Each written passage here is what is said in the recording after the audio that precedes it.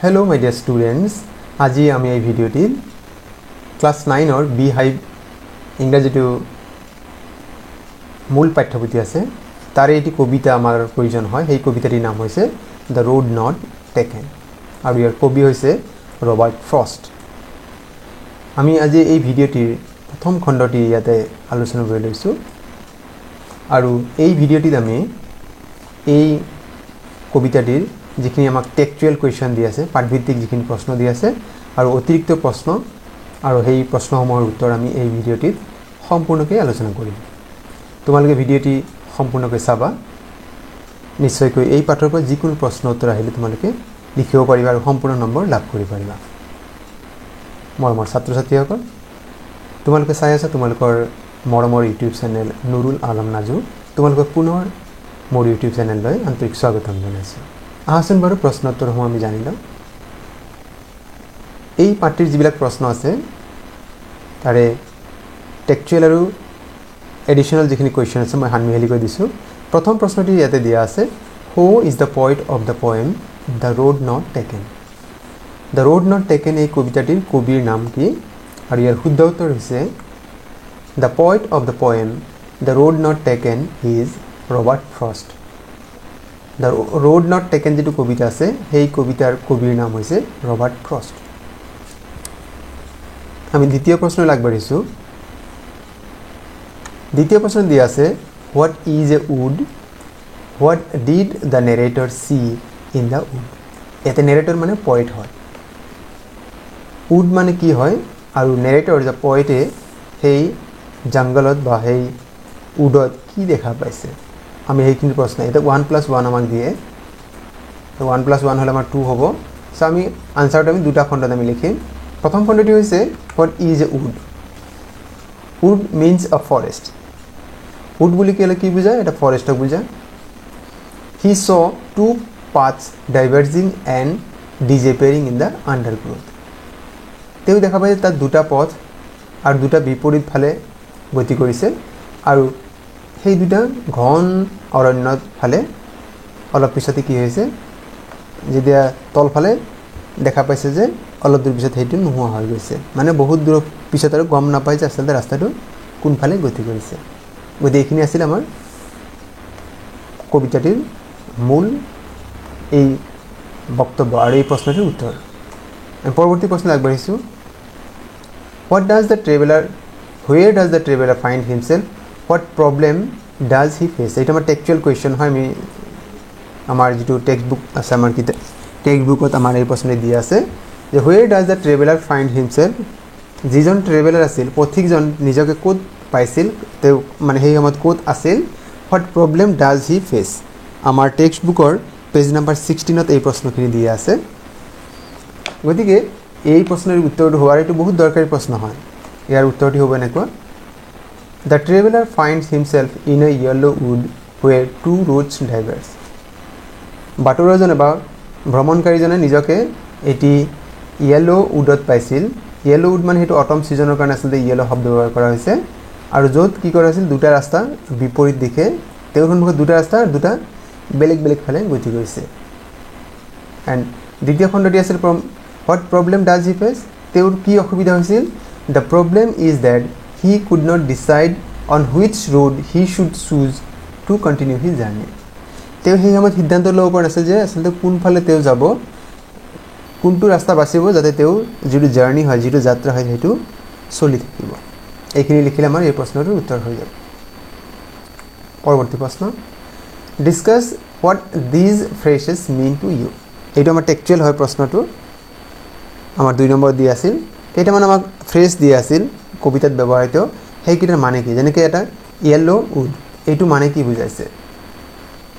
ইয়াতে আমাক এই ইয়েলো উড শব্দৰ আসলতে কি বুজাইছে উত্তৰটি হ'ব এনেকুৱা yellow wood means a forest in the autumn season autumn সিজনত এটি ফৰেষ্ট য'ত মানে গছৰ পাতবিলাক কি হৈ যায় হালধীয়া হৈ যায় সৰি পৰে সেই সিজনটো বুজাবৰ কাৰণে আসলতে এই ইয়েলো উড শব্দটো ব্যৱহাৰ কৰা হৈছিল পৰৱৰ্তী প্ৰশ্ন It was grassy and wanted wear এইখিনিৰ দ্বাৰা কবি আসলতে কি বুজাইছিল ইয়াৰ দ্বাৰা কবি বুজাইছিল The road was full of grass because it was less traveled road. এইটো ঘাঁহেৰে পূৰ্ণ আছিল কাৰণ এই ৰাস্তাত কম মানুহ যাত্ৰা কৰিছে এই ৰাস্তাত কম মানুহ অহা যোৱা কৰিছে It wanted people to travel on it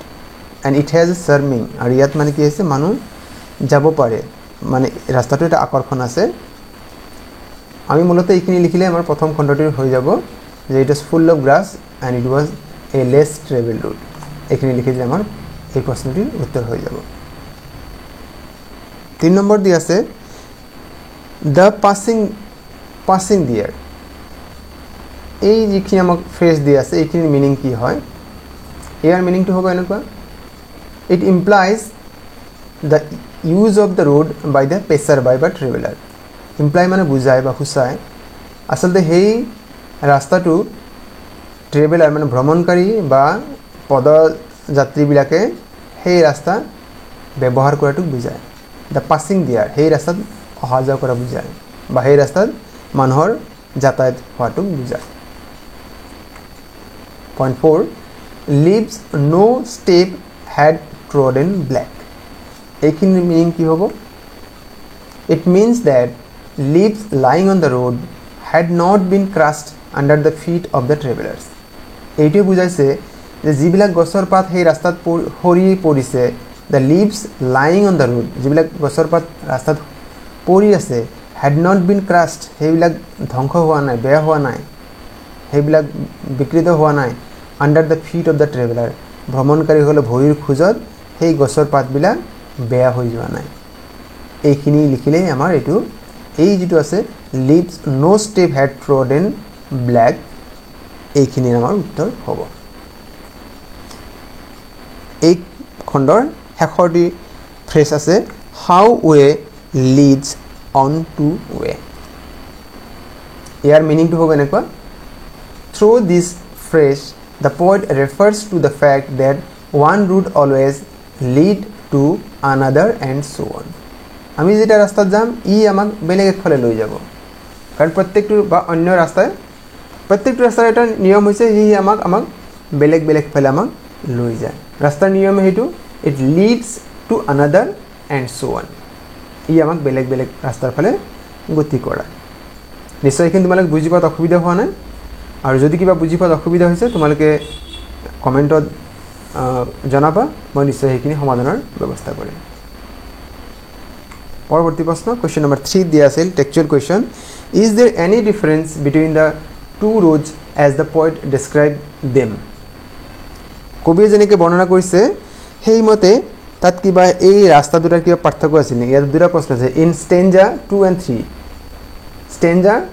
2 number আৰু 3 নম্বৰ stanza যি দুটা ৰাস্তাৰ বৰ্ণনা দিয়া আছে সেই দুটা ৰাস্তাতে কিবা পাৰ্থক্য আছে নেকি answer the poet described that there is no difference between the two routes কবিৰ মতে কি আছিল যে সেই ৰাস্তা দুটাৰ মাজত আসলে কোনো ধৰণৰ পাৰ্থক্য নাছিল but he felt one of the road grassier than the other যদি দুটা পাৰ্থক্য আছিল কিন্তু এটা ৰাস্তা আনটোতকৈ কি আছিল ঘাঁহেৰে পূৰ্ণ আছিল গ্ৰাছিয়াৰ এটা ৰাস্তা বেছি ঘাঁহ আছিল পাতবিলাক বেছিকৈ হৰি পৰিছিল বা ভাল আছিল আকৌ দ্বিতীয় প্ৰশ্নটো আমাক দিয়া আছে in the last two lines of the poem আৰু কবিয়ে একেবাৰে শেষৰ দুটা শাৰীত যি ৰাস্তা দুটাৰ বৰ্ণনা কৰিছে সেই দুটাৰ মাজত কি পাৰ্থক্য আছে নেকি এইটো আমাৰ প্ৰশ্ন এৰ উত্তৰটি হ'ব এনেকুৱা in the last two lines of the poem the poet tells that the routes which he chooses for is less traveled তেও কিন্তু এতে কৈছে যে একেবাৰে শেষৰ দুটা লাইনত এইখিনি কৈছে তেও যেটো ৰাস্তা বাছি লৈছিল the poet tells that the route which he chooses তেও যেটো ৰাস্তা বাছি লৈছিল is less traveled সেই ৰাস্তাত মানুহৰ যাতায়াত কম বা সেই ৰাস্তাত মানুহ বৰ কম মানুহে যাতায়াত কৰে এইখিনি লিখিলে আমাৰ এই দুইটা প্ৰশ্নৰ আমাৰ উত্তৰ আমাৰ হৈ গল গতিকে এইখিনি নিশ্চয় বুজি পাইছা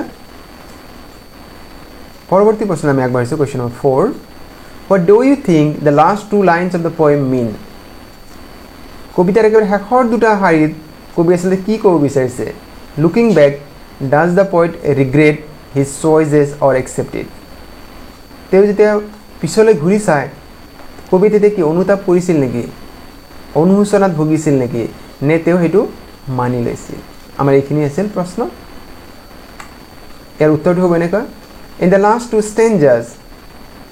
in the last two lines of the poem the poet expresses his opinion it is important to take right decision in life কবি হেখৰ দুটো বাক্যত কৈছে যে আমি আমাৰ জীৱনত শুদ্ধ সিদ্ধান্ত লোৱাটো বৰকৈ প্ৰয়োজন আমাৰ শুদ্ধ in the last two lines of the poem the poet expresses his opinion তেওঁ নিজৰ মন্তব্য তেওঁ নিজৰ বক্তব্য নিজৰ opinion তেওঁ এক্সপ্ৰেছ কৰিছে কি কৰিছে it is important to take right decision in life আমাৰ জীৱনত আমি সঠিক সিদ্ধান্ত ল'ব লাগে the poet decided to take the less traveled route কবি কি কৰিছিল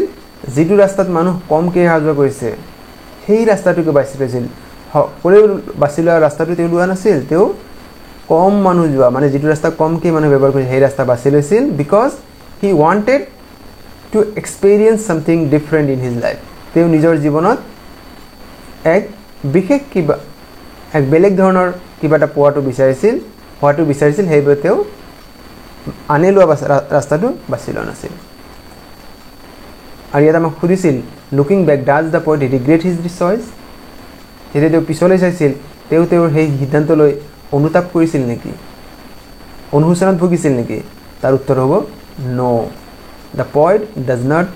ৰিগ্ৰেট ফৰ হিজ চয়েস তেওঁ অনুশোচনাত ভোগা নাছিল আমি কবিতা শেষৰ লাইন আমি গম পাওঁ তেওঁ কৈছে যে আজি মই জীৱনত যি হৈছো কেৱল সিদিনাৰ সেই সিদ্ধান্তৰ কাৰণে মই হ'ব পাৰিছো গতিকে তেওঁ অনুতাপ কৰা নাই তেওঁ ভাল বৰং নিজে ভালহে পাইছে এটা আমাৰ এডিশনাল কোৱেশ্চন হয় which of the two routes did the narrator take narrator মানে এটা পয়েট why কবি সেই ৰাস্তা দুটাৰ কোনটো তেওঁ বাছি লৈছিল আৰু কিয় লৈছিল আৰু এটা বহুত দৰকাৰী প্ৰশ্ন প্ৰায় পৰীক্ষাত দিয়া থাকে যদি তোমালোকে এটো নোট ডাউন কৰি লবা উত্তৰটো হ'ব এনেকুৱা the narrator took the route that not many people had taken যিজন narrator হয় বৰ্ণনাকাৰী হয় তেওঁ কোনটো ৰাস্তা বাছি লৈছিল যেটো ৰাস্তা কম মানুহে যেটো ৰাস্তাত অহাজা কৰে সেইটো ৰাস্তা তেওঁ বাছি লৈছিল it was a grassy road and so more inviting as not many people had walked on it etu ki asil grassy ghaere purno asil it was a grassy and so more inviting ar hi hekane ar eta akorkhon asil as not many people had walked on it jehetu bor beshi manu hei rasta to haja kora nasil also yar uporiyo ki asil the poet was more adventurous kobir mon ki asil mane অলপ रोमांचकर আছিল নতুনত্বৰ হোৱাত লোৱাৰ তেওঁৰ এটা মানসিকতা আছিল and wanted to take a road not many had taken সেইভাবে তেওঁ আনে বাছি নোলোৱা এটা ৰাস্তা বা আনে বাছি নোলোৱা এটা সিদ্ধান্ত তেওঁ নিজে নিজৰ জীৱন হোৱাটো বিচাৰিছিল he wanted challenges of the unknown তেওঁ মানে অচিনাকি যিবিলাক প্ৰত্যাহ্বান আছে সেইবিলাক তেওঁ জীৱনত সন্মুখীন হ'ব বিচাৰিছিল সেইভাবে তেওঁ আনে বেছি মানুহে যেটো ৰাস্তা বাছি লৈছিল সেই ৰাস্তাৰ পৰিৱৰ্তে তেওঁ এনেকাটা বেলেগ ৰাস্তা বাছি লৈছিল পৰৱৰ্তী প্ৰশ্ন which road did the poet or the narrator choose কবি বা যিজন বৰ্ণনাকাৰী তেওঁ কোনটো ৰাস্তা বাছি লৈছিল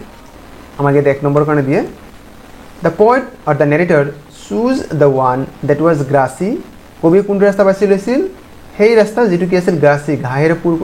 পূৰ্ণ আছিল and less travel upon আৰু যেটো ৰাস্তাত মানুহৰ যাতায়াত কম হৈছে পৰৱৰ্তী প্ৰশ্ন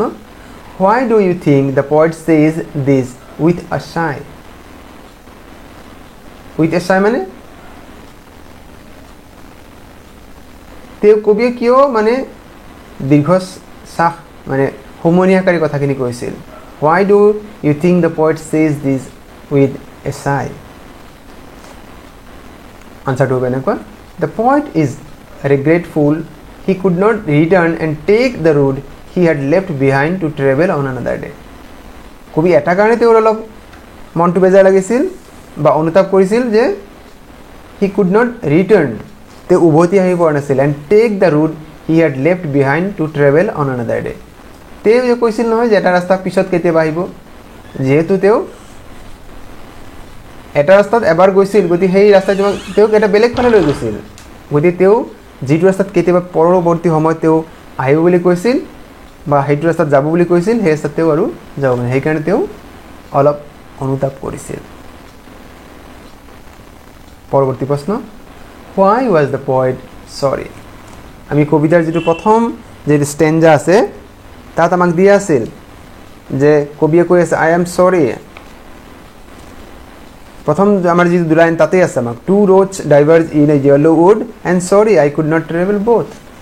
গতিকে সেই পয়েট বা যিজন নেৰেটৰ তেও কিয় সৰি বুলি কৈছে তেও কিয় দুখিত বুলি কৈছে নিজকে সেই বস্তুটো কিয় কৈছে উত্তৰ দিব এনেকৈ the poet or the narrator was sorry তেও এই কাৰণে দুখ প্ৰকাশ কৰিছিল he could not travel both roads at the same time যেহেতু তেওঁৰ সন্মুখত কি আছিল এনেকৈ দুটা ৰাস্তা আছিল এইটো একফালে গৈছে এইটো একফালে গৈছে আৰু কবি আছিল ইয়াতে গতিকে তেওঁ একে সময়তে দুইফালে যাব নোৱাৰিব কাৰণটো বিং এ সিঙ্গল ট্ৰেভেলাৰ যেহেতু তেওঁ মানুহ অকলে আৰু তেওঁৰ সন্মুখত ৰাস্তা এইটো আমি যদি ভাবি লৈছো এ এইটো ভাবি লৈছো বি এতিয়া এজন মানুহ একে সময়তে দুইফালে যাব নোৱাৰিব সেইবাবে তেওঁ কৈছে যে being a single traveller it is not possible for me to travel both the এইটো ৰাস্তা যদি মই যাওঁ এইটো মোৰ কি হ'ব বাদ পৰি থাকিব সেইবাবে কবি কি আছিল তেওঁ দুখিত আছিল এইখিনি আছিল এই পাঠৰ লগত জড়িত এই কবিতাৰ লগত জড়িত বিভিন্ন প্ৰশ্ন টেক্সচুৱেল প্ৰশ্নৰ লগতে অতিৰিক্ত প্ৰশ্ন তোমালোকে নিশ্চয় উত্তৰখিনি নোট ডাউন কৰি লৈছা আৰু যদি তোমালোকৰ কিবা বুজি পোৱাত অসুবিধা হৈছে তোমালোকে নিশ্চয় কমেন্ট বক্সত জনাব বুলি আশা থাকিল আৰু ইয়াৰ পূৰ্বে মই এই ভিডিঅ'টিৰ আন এটা খণ্ড যেটো এই দ্য ৰোড নট টেকেন এই কবিতাটিৰ এক্সপ্লেনেশ্যন কবিতাত আসলে কি ক'ব বিচাৰিছে ওয়াৰ্ড টু ওয়াৰ্ড এক্সপ্লেনেশ্যন মই এটা ভিডিঅ' দিয়া আছে তোমালোকে এই ভিডিঅ'ৰ লিংকও ইয়াত দিয়া আছে এই ভিডিঅ'ৰ ডেসক্ৰিপশ্যনত তোমালোকে চাবাচোন নিশ্চয়কৈ তোমালোকে এই কবিতাটি বুজি পোৱাত সম্পূৰ্ণৰূপে সহায়ক হ'ব আৰু মৰমৰ ছাত্ৰ-ছাত্ৰীসকল যদি তোমালোকে প্ৰথমবাৰৰ বাবে মোৰ চেনেল চাই আছা চেনেলটি সাবস্ক্ৰাইব কৰিবলৈ আশা থাকিল আৰু আজিৰ ভিডিঅ'টি সম্পূৰ্ণকৈ চোৱাৰ বাবে তোমালোকলৈ অশেষ ধন্যবাদ